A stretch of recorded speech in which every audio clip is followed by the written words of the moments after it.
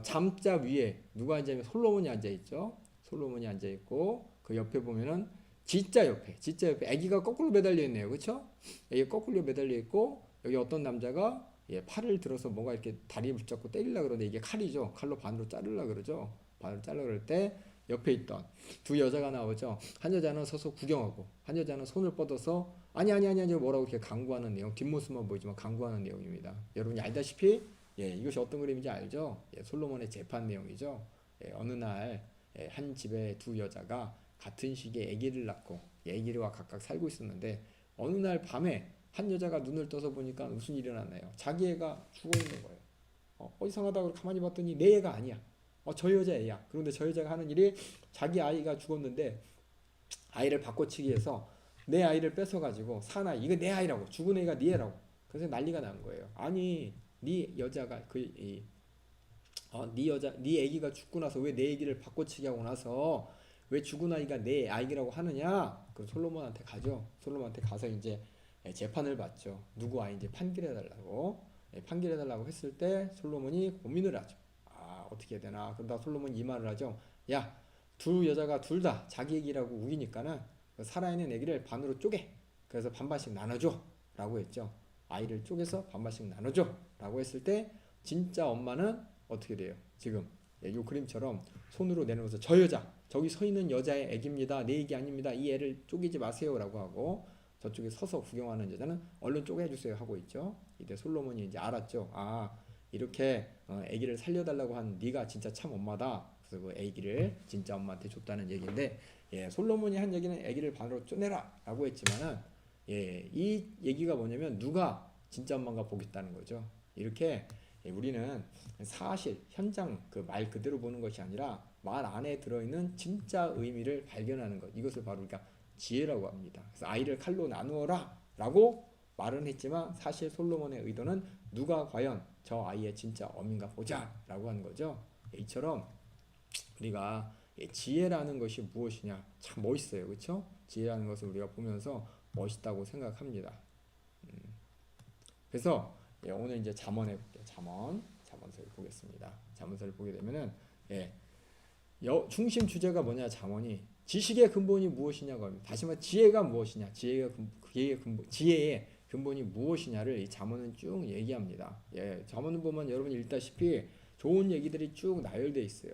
무슨 금원에 이렇게 모아놓은 것처럼, 유명한 어록을 모아놓은 것처럼 이 잠언도 아주 속담도 모아놓고, 그래서 잠언이란 말 자체가 지혜의 말이란 뜻이에요. 그 말이 이렇게 모아놓은 것이 잠언인데, 이 중심 주제는 이 지혜, 사람들이 정말 지혜라는 것의 근본이 무엇이냐? 바로 여호와를 공경하는 것이다. 이렇게 말은 하지만 그것이 어떻게 실감이 나야지.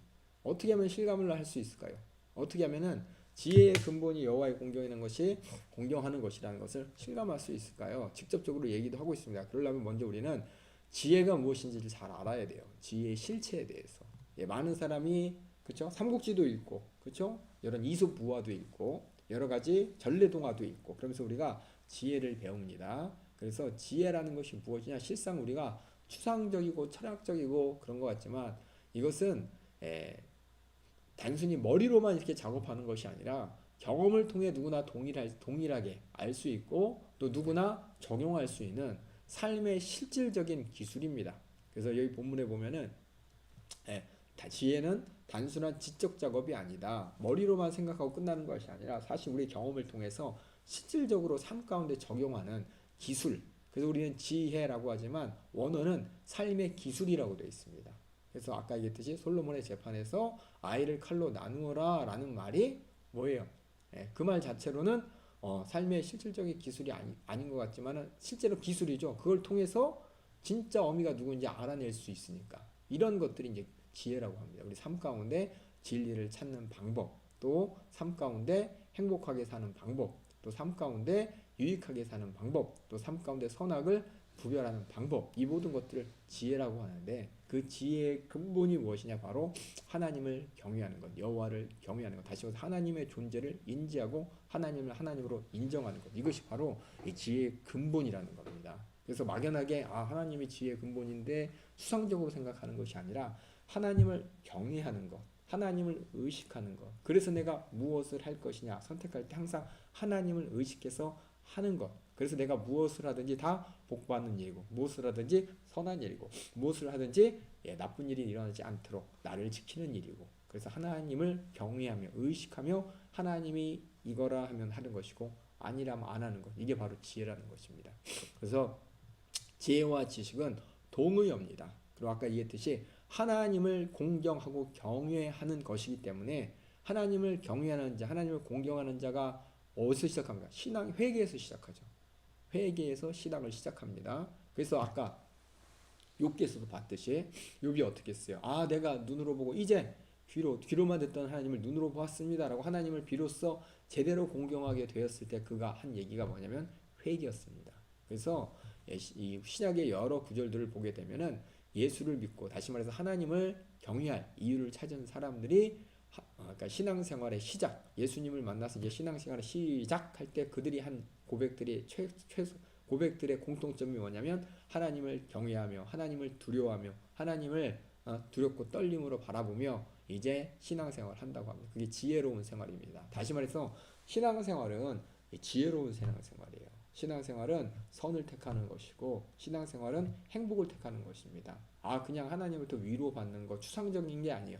철학적인 게 아니에요. 지식적인 게 아니에요. 실제적인 것이라는 겁니다. 그래서 사도행전 9장, 또 고린도후서 7장 1절, 빌립보서 2장 12절, 골로새 3장 22절. 제가 한번 이거 우리 한번 다 같이 읽어볼까요? 그냥 보면은 제가 이렇게 한번 읽어볼게요. 제가 먼저 읽어볼게요. 예, 사도행전 9장 31절. 그리하여 온 유대와 갈릴리와 사마리아 교회가 평안히 든든히 서가고 주를 경외함과 성령의 위로로 진행하여 수가 많아지니라. 다시 말해서 신앙생활의 시작, 주를 경외함의 시작. 어떻게? 회개로 말미암아.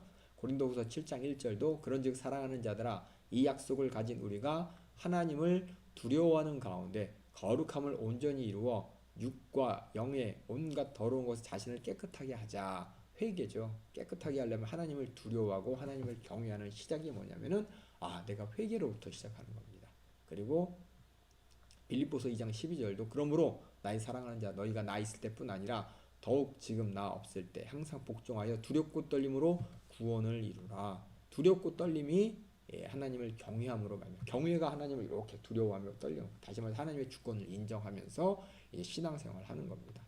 여기 나와있던 골로새 3장 22절도 종들아 모든 일에 육신의 상전에게 순종하되 사람을 기쁘시게 하는 자와 같이 눈가림만 하지 말고 오직 주를 두려워하여 성실한 마음을 하라. 결국 상전들에게 및 종들이 하는 일, 지혜 있게 하는 일은 뭐냐? 그들이 지혜를 받아 어떻게 주인을 위해서가 아니라 그보다 더 위에 하나님을 두려워하면서 하나님 앞에 죄 짓지 않기 위해 성실한 마음으로 하라 라고 하면서 하나님을 경외하는 것, 이것이 바로 지혜로운 것이고 이것이 바로 신앙생활인 것입니다. 신앙생활은 맹목적인 것이 아니라 지혜로운 생활입니다.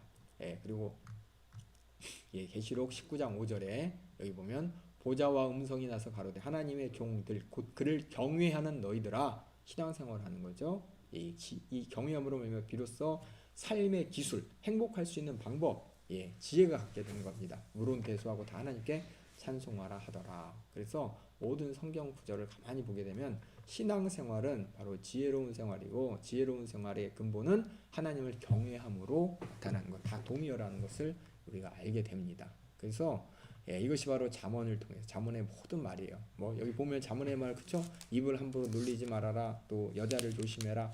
잠언에서 보면은 여러 가지 유익한 말이 많아요. 그 근본이 무엇이냐? 하나님을 경외함으로 하라는 겁니다.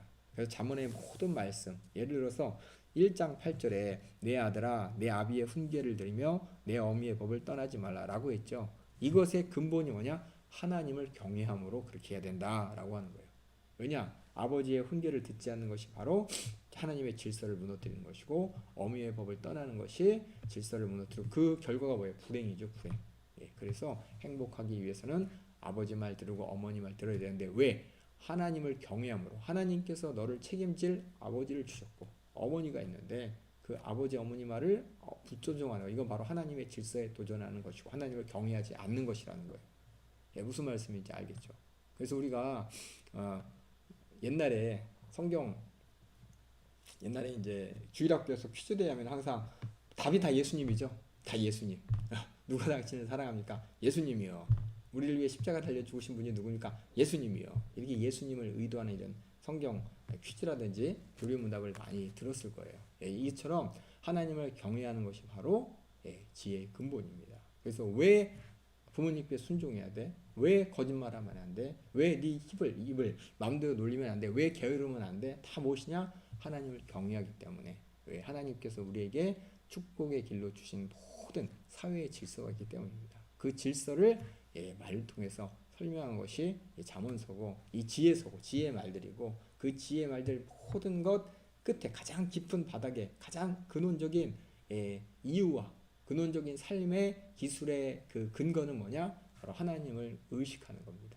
그래서 여러분들이 세상에서 출세하고 싶고 세상에서 성공하고 싶고 세상에서 잘 살고 싶다. 세상에서죠. 하지만 그렇게 되는 그 근본이 뭐가 있어야 되냐? 하나님을 경외할 때 우리는 지혜로운 삶으로 세상에 속지 않고 이 땅의 육신의 때 가장 행복하게 살 수가 있는 것입니다. 또 행복한 영혼의 때도 준비할 수가 있는 것입니다. 그래서 이렇게 지혜에 대해서 얘기했습니다. 우리 지혜에 대해서 또 그래서 이렇게 여기 중심 주제는 한번 다 같이 읽어볼까요? 여호와를 공경하는 것은 지혜의 근본이다. 종교적으로 아는 사람은 그래 열심히 공경해서 뭔가 이렇게 떨어지겠지라고 하지만 우리가 욥기와 시편을 통해 배웠듯이 하나님을 경외하는 것이 바로 인간의 본분인 것이고 인간이 마땅히 해야 될 것이고 하나님과의 관계 가운데 인간의 자세이고 그럴 때 우리가 이 땅에서 지혜롭지 못한 사람, 어리석은 사람은 실패하죠. 멸망하고 악을 행하고 그 모든 것을 떠날 수가 있는 것입니다. 그래서 이렇게 주제 여호와를 공경하는 것은 지혜의 근본이다라는 말에 우리 메시지를 다시 보면은 자 1장 우리 잠언 1장 5절에서 7절을 제가 한번 읽어보겠습니다. 지혜 있는 자 여기 본문에 있죠? 있습니다. 지혜 있는 자는 듣고 학식을 더할 것이요 명철한 자는 모략을 얻을 것이라. 잠언과 비유와 지혜 있는 자의 말과 그 오묘한 말을 깨달으리라. 여호와를 공경하는 것이 지식의 근본이오늘 미련한 자는 지혜와 훈계를 멸시하느니라 라는 이런 구절이 바로 이 중심 주제를 돋보이게 만드는 핵심 구절입니다. 1장 5절에서 7절. 그래서 여기서 이제 모략이라는 단어 있잖아요. 많은 신천지에서 그러죠. 모략은 이렇게 하나님께서 좋게 모략을 해서 하나님의 일을 하는 거다. 그래서 속이기도 하고 거짓말도 하고 또 어떤 작전을 짜기도 하고 그게 괜찮다라고 하는데 이 모략이 한국말로 모략이지만 이 본문 원어 또 영어를 보면 이게 뭐냐 안내요 안내 안내. 자, 다시 말해서 안내문 설명문 설명문이 뭐죠? 우리가 어떤 여행을 가고자 하면 여행 안내문 있죠. 안내문 책자. 또 어떤 것을 조립할 때 보면 조립하는 안내문 있죠. 이런 안내문을 이 모략이라는 단어하고 똑같은 거예요. 근데 우리나라로 해석할 때 번역할 때 묘락이라는 단어를 썼기 때문에 많은 사람들이 부정적인 언어로 하는데 이 모략이 우리가 생각하는 것처럼 남을 속이고 작전을 짜고 이게 아니라 이 모략은 안내라는 뜻이에요. 그래서 다시 쓰면 지혜 있는 자는 듣고 학식이 더할 것이요 명철한 자는 안내를 얻을 것이다. 무엇인지 알겠죠? 바른 길을 얻게 될 것이다. 어떻게 가는지 방법을 알게 될 것이다. 그 말인 것입니다. 그래서 이 모략이라고 잘못 알고 있는 혹시 이 글을 듣고 있는 신천지 분이 계시다면은 제대로 이해하셔야 돼요. 성경을 제대로 그 의미를 알아야지 이 한국말을 보면서 그 의미를 헷갈리게 되면 안 돼요. 그래서 이렇게 이 메시지 자체가 결국은 여호와를 공경하는 것이 지식의 근본이오늘 미련한 자는 지혜와 훈계를 멸시하느니라. 바로 하나님의 말씀을 그 여호와를 공경하는 그 근본을 가지고 나열한 잠언들, 나열한 이런 비유들, 나열한 이런 지혜 있는 말들, 나열한 이런 오묘한 말들 이것을 멸시하게 되는 겁니다. 그래서 그 다음에 3장 5절 6절에 또 그래서 이 잠언을 통해서 너는 마음을 다하여 여호와를 의뢰하고 내 명철을 의지하지 말라. 너는 범사의 그를 인정하라. 그리하면 내 길을 지도하시리라. 하나님을 인정하는 데부터 뭐가 지혜가 시작하는 겁니다.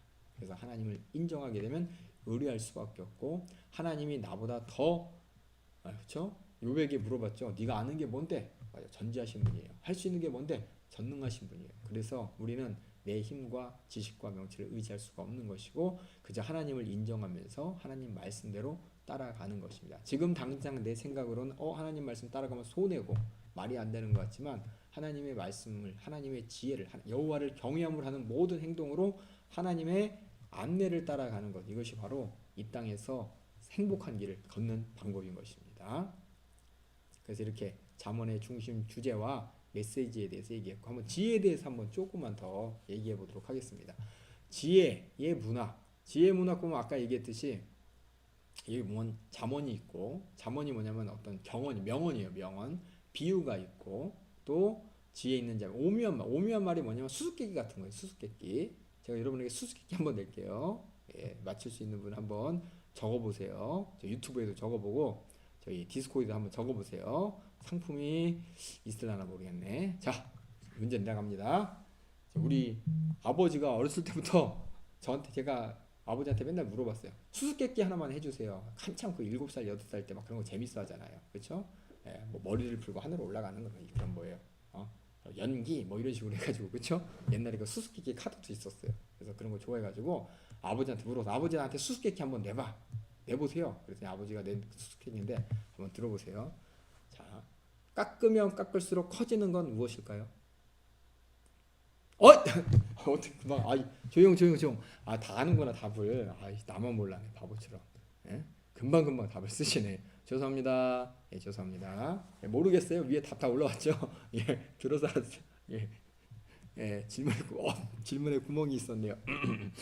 예, 이것처럼 수수께끼 같은 것, 이런 수수께끼 같은 말을 통해서 우리가 삶의 지혜를 깨달을 수가 있죠. 그래서 한번 이 지혜에 대해서 한번 물어볼 때 이런 말이 있습니다. 속담이죠. 조용한 물이 깊게 흐른다. 그렇죠? 깊은 물은 물이 흘러갈 때, 그렇죠? 그 밑에서 아무리 펄쩍펄쩍하고 뭐 소용돌이가 쳐도 수면은 조용하게 흘러갑니다. 깊은 호수 조용하죠. 근데 얕은 호수는 어떻게? 얕은 물은 어떻게? 바람이 일면은 막 풍랑이 막 왔다 갔다 하고 흘러가면서 밑에 막 돌 같은 게 있으면 막 출렁출렁거리고 조용히 흐르지가 않습니다. 근데 이걸 보면서 어떤 사람이 얘기를 하죠. 조용한 물이 깊게 흐르는구나. 그렇다면 이렇게 요동치는 물은 뭐예요? 얕은 것이구나. 그러면서 소용돌이로 돌아가면 안 된다는 거예요. 조용한 물이 깊게 흐른다. 이 말은 뭐예요? 이 의미는 뭐라? 속이 깊은 사람 있잖아요. 그렇죠? 입 다물고 있는 사람, 요동하지 않는 사람, 그 사람 속이 깊다는 얘기죠. 이 얘기를 이 속담을 통해서 얘기한 건데 이것을 그냥 현실적으로 바라보면서 어떻게 물은 깊은 곳은 조용하고 소용돌이 치는 곳은 얇구나 라고 하면서 소용돌이 치는 데로 갔다가 그냥 위리에 휩쓸려서 큰일 나죠. 이것처럼 우리가 이 지혜 문학을 이해할 때는 말 그대로 이해하면 안 되고 이게 진짜 우리 삶 가운데 어떤 의미인지를 우리가 깨달아야 되는 겁니다. 그래서 이 잠언에 나오는 모든 글귀들을 우리가 인생의 체험 중에 어떤 일반적인 자연법칙이나 삶의 규칙을 표현하는 것이지 문자 그대로 그냥 적용하면 안 된다는 겁니다. 그래서 여러분들이 지혜의 말을 들을 때 삶하고 연결시키는 거예요.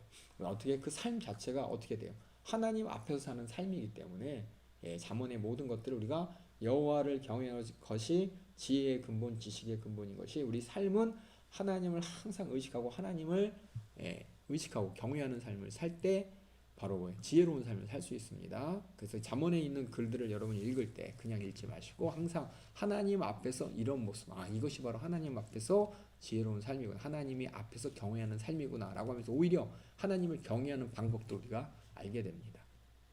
그래서 지혜 문학은 이렇게 제대로 그냥 문자 그대로 보면 안 돼요. 하나님 앞에서 우리가 하나님을 경외하면서 읽어야 되는 겁니다. 그래서 이 지혜라는 것이 우리 잠언이라든지 욥기라든지 또 시편이라든지 또 전도서, 아가서 이런 것들을 그냥 보면서 그대로 그냥 받아들이면 안 돼요. 보이는 대로 항상 하나님의 직접적인 계시에 이루어진 율법과는 다른 우리 인간의 체험을 통해서 나와서 그 보이는 것만 보는 것이 아니라 그 안에 있는 의미를 찾아가는 것이 바로 지혜 문학입니다. 그래서 이 지혜라는 것은 어떻게 보면은 보이는 것이 아니라 보이지 않는 피조물의 질서를 이해하도록 도와줍니다. 이 말이 참 어렵죠? 근데 피조물의 질서, 우리는 과학의 법칙, 물리 법칙으로 뭐 G는 뭐야, F는 ma 뭐 그렇죠? 이런 것처럼 2분의 1 mv 제곱은 에너지 뭐 이런 것처럼 물리학에 나온 이런 질서가 아니라 이거는 삶의 질서예요. 삶의 질서. 하나님 앞에서 영적인 삶의 질서. 그래서 죄는 뭐예요? 율법을 어기는 것뿐만 아니라 하나님의 질서를 깨뜨리는 것. 다시 말해서 지혜 없고 어리석은 게 바로 죄입니다. 아니 몰라서 근데 어떻게 해요? 예, 몰라서 죄인 거예요. 예. 이게 바로 하나님 앞에서의 삶입니다. 그래서 우리는 모두가 죄인인 것이고 하나님 앞에서 그래서 우리는 말씀을 통해서 자꾸만 내가 모르는 부분을 채워가면서 하나님의 지식과 지혜로 만들어져 가는 겁니다. 세상의 지혜와 지식으로 하나님의 말씀, 하나님을 무시하게 되는 것은 지혜가 아니에요. 과학이 아무리 지식의 최고비라고 할지라도 그것이 하나님을 의지하지 않고 하나님을 인정하지 않는다면 그거는 바로 뭐냐? 악의 근원이 되는 겁니다.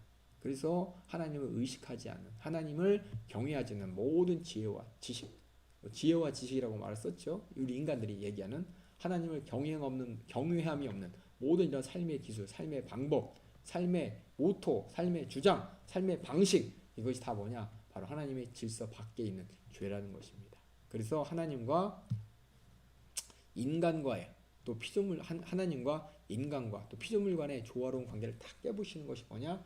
지혜가 없는 것입니다. 그래서 여러분들이 잘 알아야 돼요. 우리가 지혜를 배웁니다. 삶에 성공하는 방식, 행복하는 방식을 배웁니다. 라고 할 때 하나님을 경외하는 게 없다면 그 결과는 비참해집니다. 무조건 비참해집니다. 아무리 과학기술을 발전시키고 아무리 인간의 지식으로 철학을 발전시켜도 결국은 하나님을 도전하게 되는 결과가 되는 것입니다.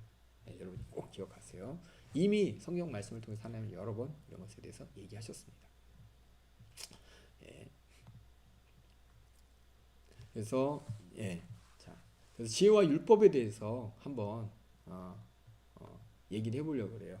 그래서 지혜와 율법은 직접적인 말씀, 눈에 보이도록 하라, 하지 마라, 내가 어떻게 움직여야 되는지 그대로 하라는 거고, 지혜는 그 그림 안에 있는 하나님의 질서를 따라라는 겁니다. 그래서 둘 다 지혜도 그렇고 지혜 문학에서 얘기하는 우리가 앞으로 읽게 될 잠언이라든지 전도서라든지 또 다른 지혜 지하서에 있는 모든 글들은 율법과처럼 하나님께서 왔습니다. 하지만 이 지혜 안에는 하나님의 성품을 드러내고 또 피조물에 각인되어 있습니다. 둘 다, 지혜와 율법 둘 다 하나님으로부터 나와서 하나님의 성품을 우리가 알게 되고 또 이 모든 세상의 질서라는 것을 우리가 알게 됩니다.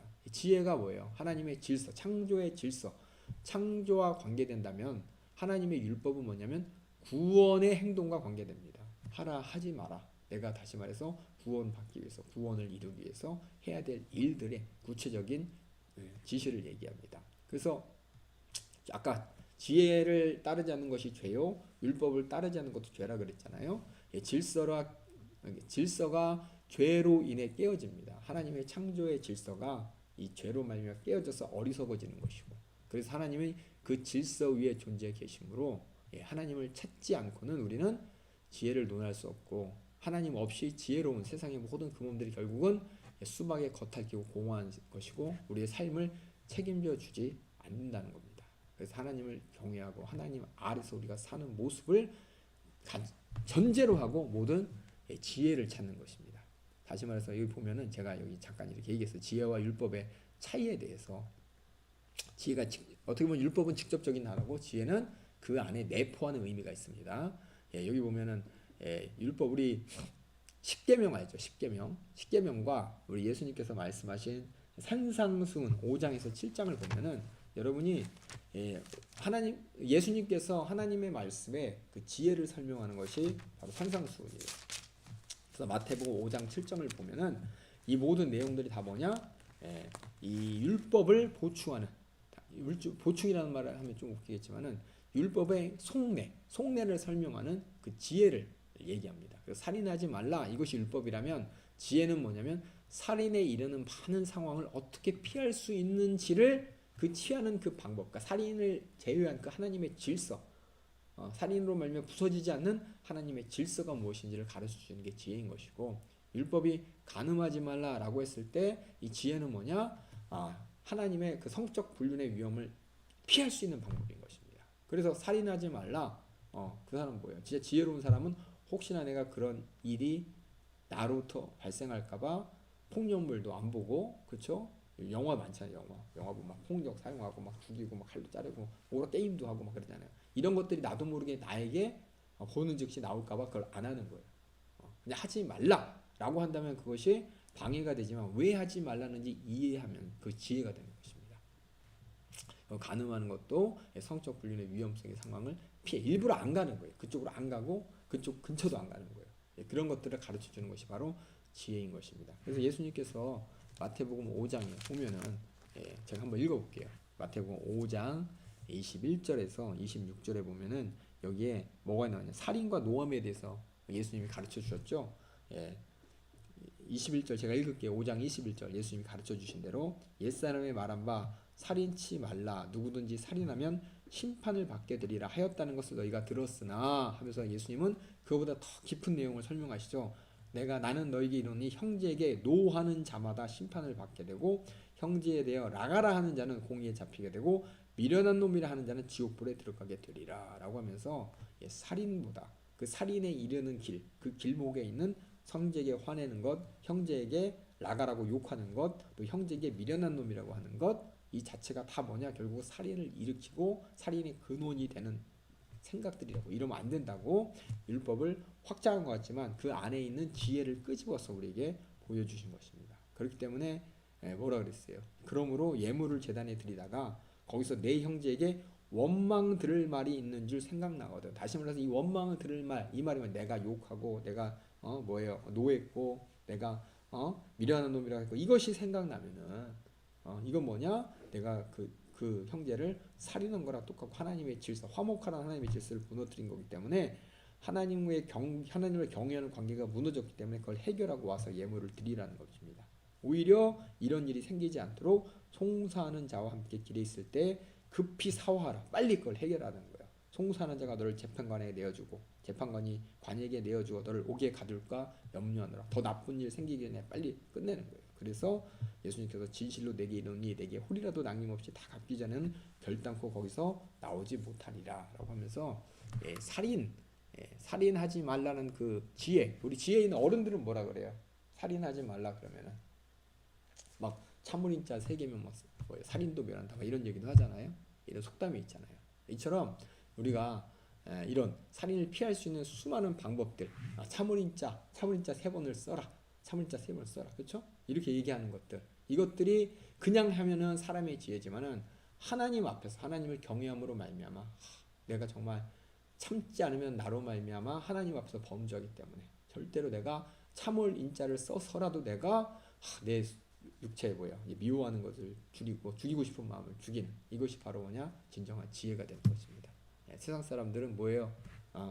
내가 죽여갖고 감옥 갈까봐 참을인자 새기고, 하지만 우리는 하나님 앞에 심판 당하지 않게 하나님을 경외함으로 말미암아 참고 또 오히려 하나님은 원수를 사랑하라고 하셨죠. 이것이 바로 하나님이 우리에게 주신 지혜인 것입니다.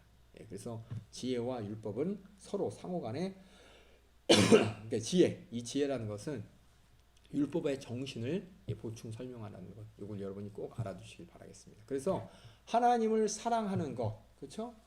그리고 하나님을 경외하는 것. 율법은 뭐예요? 율법의 가장 큰 계명이 뭡니까? 라고 율법사가 물어봤을 때 예수님께서 하나님을 사랑하고 이웃을 사랑하는 것이다. 그 하나님 사랑과 이웃 사랑을 실천하기 위해서 뭐예요? 이런 살인하면 안 돼, 간음하지 하면 안 돼라고 했지만 더 나아가서 그러면 살인에 이르는 상황을 피할 수 있도록 아까 얘기한 것처럼 뭐 참을인자를 3번 써라, 아니면 여기 나온 것처럼 라가라고 하면 안 된다, 형제를 미련한 놈이라고 하면 안 된다, 형제에게 노하면 안 된다. 이건 뭐냐? 왜 그렇게 하면 안 되냐? 하나님을 사랑하고 이웃을 사랑하지만 먼저는 하나님이 보고 계실 때 하나님이 그것을 보고 심판하실 때문에 하나님을 경외함으로, 이것도 포함되는 거예요. 그래서 하나님을 경외함으로 말미암아 내가 살인할 수 있는 일을 피하기 위해서 욕도 안 하고 미련한 자라고도 안 하고 화도 안 내는 이런 지혜, 이것이 바로 하나님을 경외함으로 갖게 되는 지혜요, 하나님의 질서를 지키는 지혜인 것입니다. 이렇게 지혜는 율법의 정신을 보충 설명합니다. 율법은 이게 딱딱 끊어지는 말이죠. 근데 지혜는 끊어지는 그 상황을 상황이 3개밖에 있는 거 아니잖아요. 살인하지 않는 그 상황, 살인할 만한 그 상황이 3개 있는 형제를에게 노하는 자, 욕하는 자, 미련한 자로 하는 거. 요거 말고도 수많이 있잖아요. 많이 있잖아요. 그렇죠? 많이 있는 이런 것들을 다 뭐예요? 지혜라고 하는데 이 많은 것들을 다 일일이 설명하지 못하지만은 이것이 바로 살인하지 않기 위한 하나님이 가르치신 방법인 것이고 또 하나님을 경외함으로 말미암아 하면 안 되는 일이기 때문에 이 지혜가 되는 것입니다. 이해가 되나요? 예, 너무 제가 둘둘둘둘 둘러서 얘기했지만 여러분들이 그래서 하나님의 말씀은 율법도 있지만 하나님의 지혜, 이 지혜요 성경에 있는 이것도 하나님의 말씀이잖아요. 그래서 우리 하나님의 말씀을 통해서 하나님의 심정을 알고 하나님을 경외하는 방법을 계속해서 알아가고 또 인정하고 배워가야 됩니다. 그래서 이제 이렇게 지혜에 대해서 얘기했고 그러면은 이 잠언이 어떻게 구성되어 있나 한번 보도록 할게요. 잠언이 총 31장으로 되어 있습니다. 예, 알고 있었죠? 잠언 31장. 그래서 어떤 교회에서는 12월 1일부터 31일 한 해의 마지막을 하루에 한 장 잠언 읽기 하는 교회가 있었어요. 제가 옛날에 미국에 있을 때 그 목사님께서 12월 되면 자 12월에 우리는 하나님부터 지혜로 살기 위해서 우리 잠언 하루에 한 장씩 씁시다라는 목사님도 있었고 꼭 읽읍시다라는 목사님도 있었어요. 그래서 31장이라는 거 여러분이 아시고 뭐가 꺼졌지? 여보세요? 디스코드 꺼졌나요? 오 마이 갓. 어허 큰일 났네. 아하 디스코드가 오락가락 하더니 결국은 이상해졌습니다. 잠시만요. 유튜브 보고 계시는 분 잠깐만 기다려주세요. 디스코드가 언제부터 꺼졌지?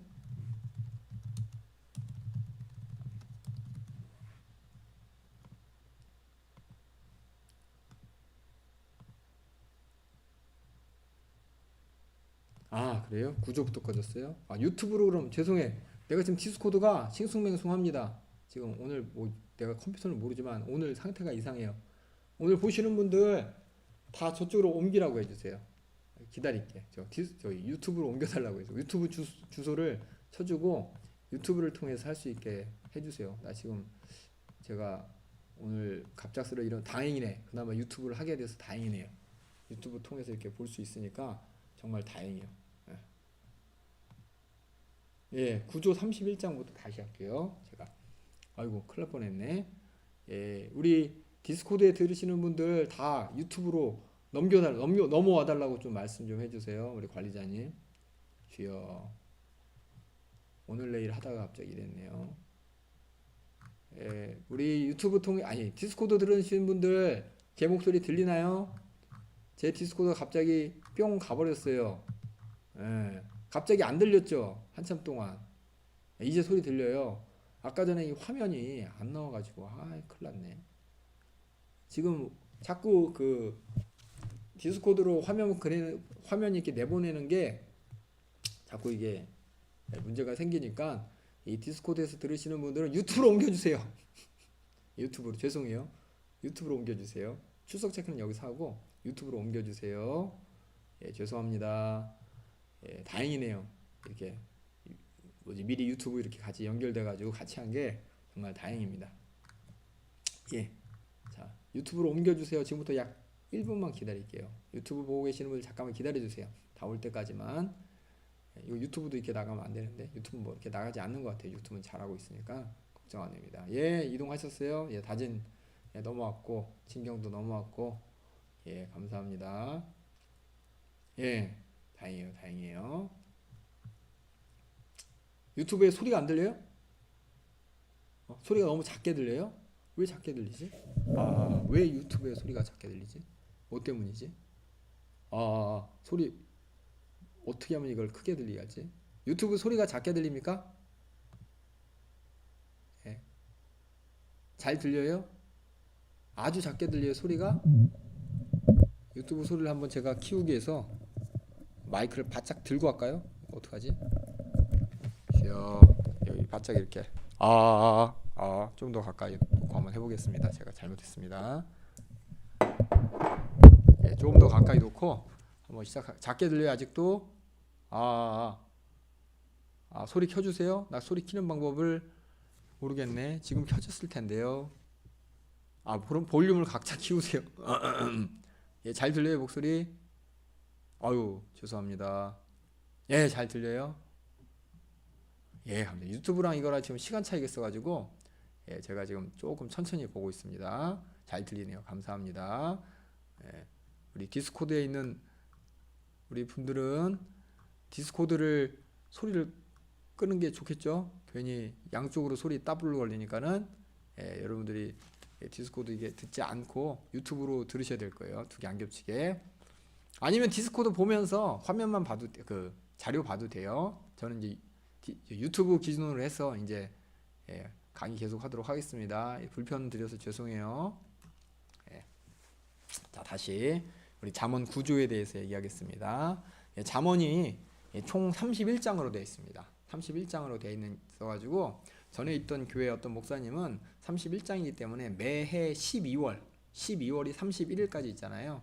그래서 30일까지 있기 때문에 12월 마지막 달, 한 해가 끝나는 마지막에는 이 잠언을 읽어가면서 하나님의 지혜를 읽고 또 어떨 때 쓰기도 하고 그러면서 했던 기억이 납니다. 그래서 31장이라고 하는 거 정확하게 알아두시고 이 시간은 우리가 한번 짧은 우리 잠언에 대해서 잠언을 다 읽을 수는 없지만 전체적인 구조를 한번 확인해 볼게요. 전체적인 구조를 보게 되면은 여기 보다시피 잠언이 서원이 있어요. 서원. 그래서 맨 처음에는 젊은이들에게 주는 교훈에서 그러니까 잠언 자체가 솔로몬이 했던 그런 지혜로운 말들을 쫙 모아놓은 거거든요. 근데 그거를 잠언 1장부터 31장까지 어느 한 사람이 갑자기 다 모아놓은 게 아니라 이만큼 모아놓은 거 그 뒤에 덧붙이고 그 뒤에 또 덧붙였어요.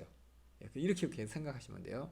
그래서 맨 첫 부분이 뭐냐면은 솔로몬이 모아놓은 글이 바로 요 서원과 솔로몬의 잠언입니다. 그래서 서원에는 뭐라고 되어 있냐면은 1장 1절부터 7절에 잠언을 쓴 이유와 잠언의 전체적인 주제에 대해 설명했고 그 다음부터는 솔로몬이 얘기하는 내 아들아 라고 하면서 특별히 젊은이들에게 주는 훈계라고 했지만은 솔로몬이 내 아들아 하면서 자식벌되는 이 젊은 사람들에게 계속해서 내 아들아 그래서 1장 8절부터 보면은 2장 1절, 3장 1절, 4장 1절, 5장 1절 쭉 9장 1절까지 내 아들아 시작해요. 한번 확인해 보세요.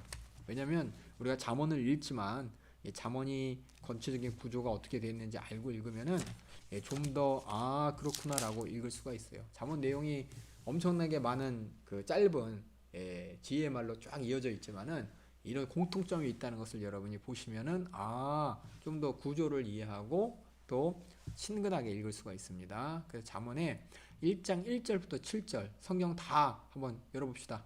이 시간에 우리가 성경을 열어보겠습니다. 잠언의 다는 안 읽고 중요한 부분만 읽을 거예요. 잠언 1장 1절부터 한번 우리 7절까지 제가 읽도록 하겠습니다. 다윗의 아들 이스라엘 왕 솔로몬의 잠언이라 이는 지혜와 훈계를 알게 하며 명철의 말씀을 깨닫게 하며 지혜롭게 의롭게 공평하게 정직하게 행할 일에 대하여 훈계를 받게 하며 어리석은 자로 슬기롭게 하며 젊은 자에게 지식과 근신함을 주기 위한 것이니 지혜 있는 자는 듣고 학식이 더할 것이요 명철한 자는 모략을 얻을 것이니라. 잠언과 비유와 지혜 있는 말과 그 오묘한 말을 깨달으라. 그리고 1장 7절에 여호와를 경외하는 것이 지식의 근본이오늘 미련한 자는 지혜와 훈계를 멸시하느니라 라고 하면서 우리의 지식의 근본 바로 하나님의 지혜의 가장 그 바닥에는 뭐가 있냐? 여호와를 경외하는 이것이 가장 기초가 된다고 얘기하면서 1장 8절 시작 단어가 뭐죠? 내 아들아 돼 있죠? 보이시죠? 2장 1절 볼까요? 내 아들아. 3장 1절 내 아들아. 그러니까는 우리가 옛날에 아버지께서 밥상에서 한참 잔소리 한 얘기 또 하고 한 얘기 또 했다고 하시잖아요. 지금은 뭐 가족들이 식사를 같이 안 하니까 아버지하고 밥 먹으면서 아버지가 이런 당부 저런 당부 안 하지만은 예전에는 아버지가 밥 먹으면서 그래 너는 정직해야 되고 어디 가면 인사 잘해야 되고 이 말을 매일매일 반복하셨어. 마찬가지로 그렇게 자녀가 잘 되는 심정으로 이제 내 아들아 시작하고 쭉 쏟아내고 내 아들아 시작하고 쭉 쏟아내고 이렇게 1장부터 9장까지 9번 쏟아냅니다. 그래서 1장 8절에 내 아들아 쭉 쏟아내고 2장 1절에 내 아들아 쭉 쏟아내고 3장 1절에 내 아들아 쭉 쏟아내고 4장 넘기세요. 4장 1절에 아들들아 쭉 쏟아내고 5장 1절 내 아들아 쭉 쏟아내고 6장 1절 내 아들아 쭉 쏟아내고 7장 1절에 내 아들아 쭉 특별히 7장은 그쵸? 음료의 길에 들이키지 말라고 이렇게 얘기를 하고 8장 1절에 또 8장은 그냥 내네요. 8장은 7장에부터 쭉 연결인가 봐요. 그래서 내 아들들이 없어요. 그래서 7장에 쭉 7장에 내 아들들아 내 아들아라는 말이 7장, 8장, 9장까지 쭉 한 번에 긴 호흡으로 마지막에는 이어집니다. 이것이 바로 그냥 자녀들에게 어떻게든 한마디라도 더해서 잘 살게 하려는 부모님의 심정으로 이렇게 솔로몬이 내 아들아 라고 쭉 각 장마다 하다가 7장에 내 아들아 하면서 쭉 마지막에 길게 7장, 8장, 9장 3장에 걸쳐서 쭉 얘기한 것을 우리가 보고 있습니다.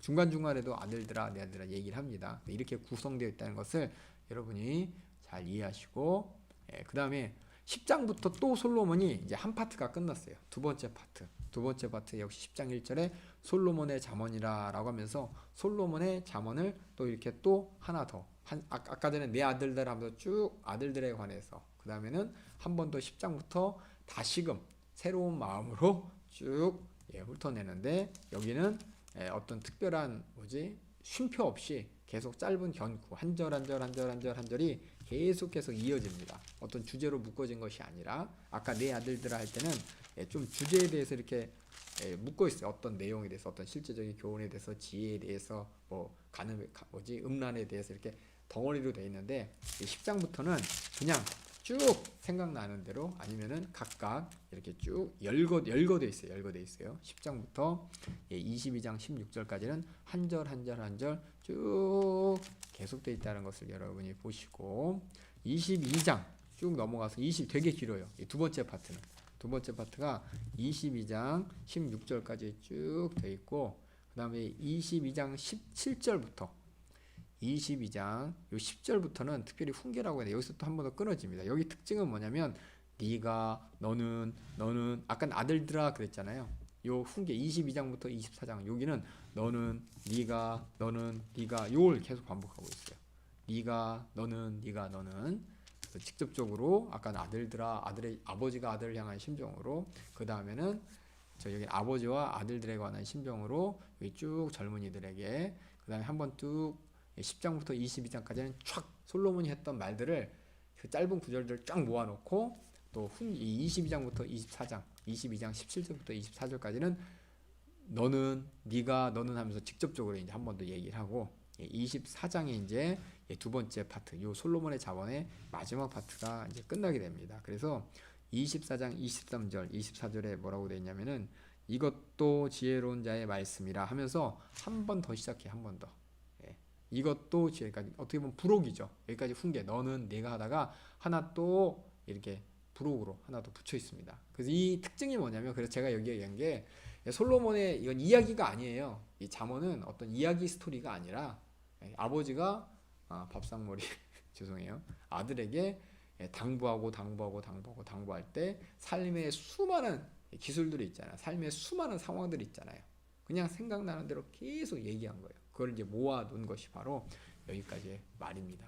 하지만 이 전체적인 이제 이 구조를 볼 때 이게 크게 두 부분으로 나눌 수 있다는 것을 보고 또 25장에 보면은 대놓고 얘기했어요. 이것도 솔로몬의 잠언이요 하면서 25장에 또 다시 솔로몬이 얘기했던 그 잠언에 대해서 얘기하면서 유다 왕 히스기야의 시아들이 편집한 것이다. 그러면서 그 전에 없던 것들을 히스기야 시대 때 신하들과 함께 히스기야가 편집해서 또 잠언을 만든 것이 25장부터 29장까지입니다.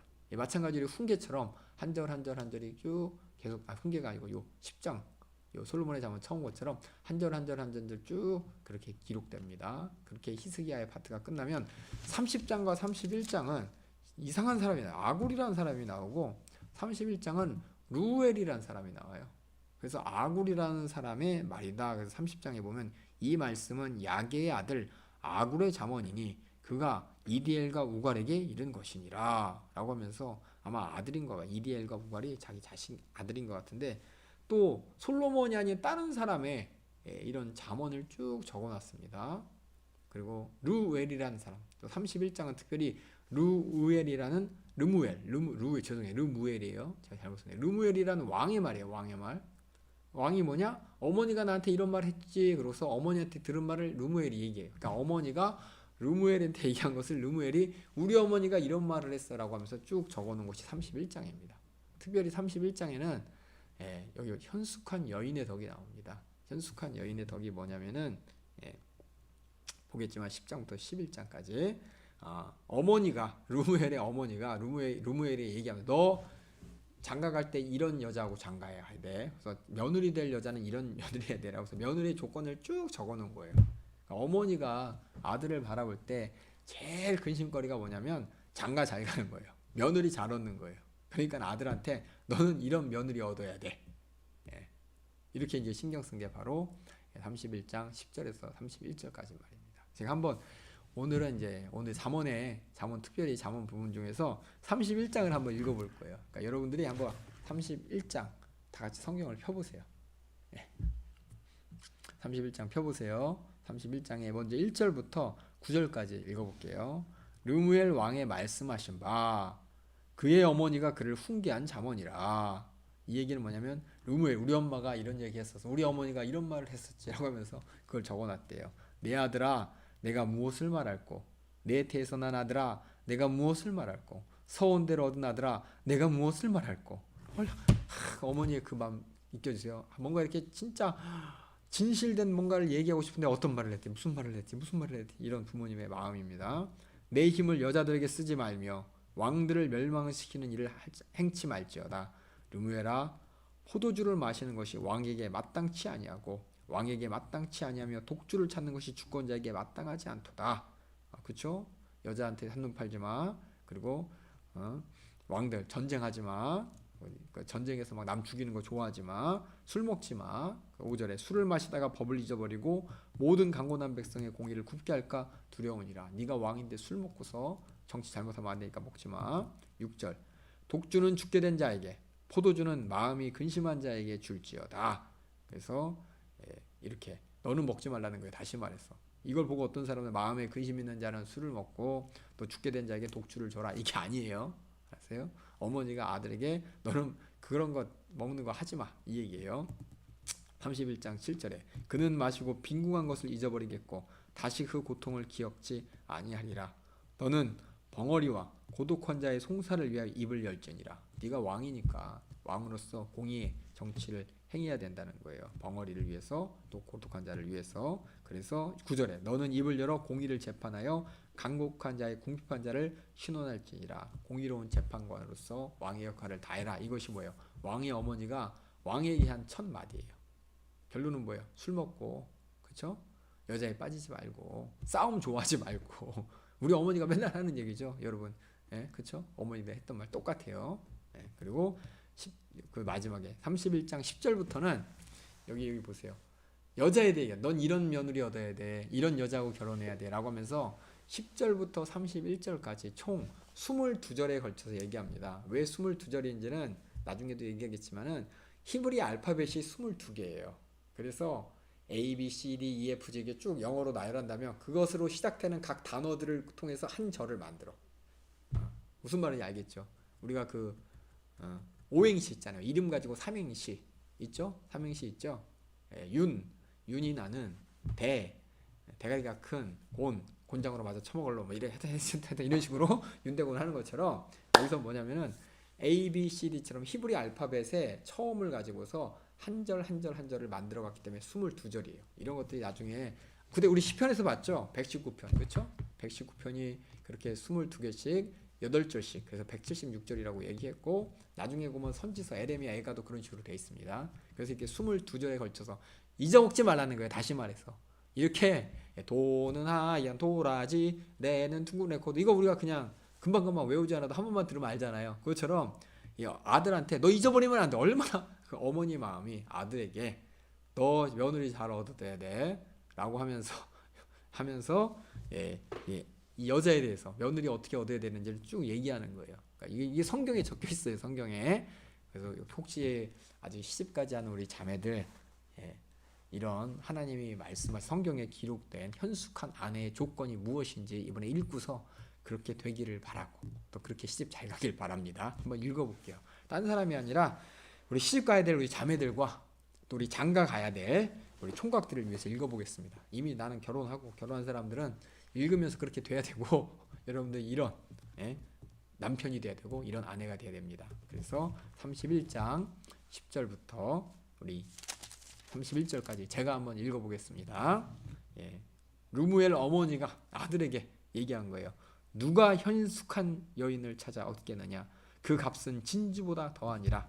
그런 자의 남편의 마음은 그를 믿나니 산업이 필절치 아니하겠으며 그런 자는 살아있는 동안에 그 남편에게 선을 행하고 악을 행치 아니하느니라. 이런 현숙한 여자를 얻으라는 거예요. 13절 그는 그 며느리가 될 사람은 양털과 삼을 구하여 부지런히 손으로 일하고 상고의 배와 같아서 먼 데서 양식을 가져오며 밤이 새기 전에 일어나서 그 집 사람에게 식물을 나눠주며 여종에게 일을 정하여 맡기며 밭을 간품하여 사며 그 돈으로 번 것을 가지고 포도원을 심으며 그 힘으로 허리를 묶으며 팔을 강하게 하며 자기의 무역하는 것이 이로운 줄을 깨닫고 밤에 등불을 끄지 아니하고 손으로 손뭉치를 들고 손가락으로 가락을 잡으며 그는 간곡한 자에게 손을 펴며 궁핍한 사람을 위하여 손을 내밀며 그 집 사람을 다 홍색 옷을 입었으므로 눈이 와도 그 집 사람을 위하여 두려워하지 아니하며 그는 자기를 위하여 아름다운 방석을 지으며 세마포와 자색 옷을 입으며 그 남편은 그 땅의 장로로 더불어 성문에 앉으며 사람이 아는 바가 되며 그는 배로 옷을 지어 팔며 띠를 만들어 상고에게 맡기고 능력과 종기로 옷을 삼고 후일을 웃으며 입을 열어 지혜를 베풀며 그 혀로 인애의 법을 말하며 그 집안일을 보살피고 게을리 얻은 양식을 먹지 아니하나니 그 자식들은 일어나 살해하며 남편을 칭찬하기를 덕행이 있는 여자가 많으나 그대는 여러 여자보다 뛰어난다 하느니라. 남편에게 칭찬받는 여자라는 겁니다. 30절 고운 것도 거짓되고 아름답고 것도 헛되나 오직 여호와를 경외하는 여자는 칭찬을 받을 것이라.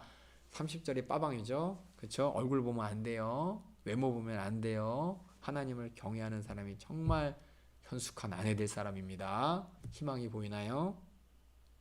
예, 31절 그 손의 열매가 그에게로 돌아갈 것이요 그 행한 일을 인하여 성문에서 칭찬을 받으리라. 여기 보면은 부지런하죠. 가정의 모든 것을 책임져 주죠. 앉아서 그냥 남편이 일하고 자기는 가정에 있는 게 아니라 성경에 보면은 가정을 책임져.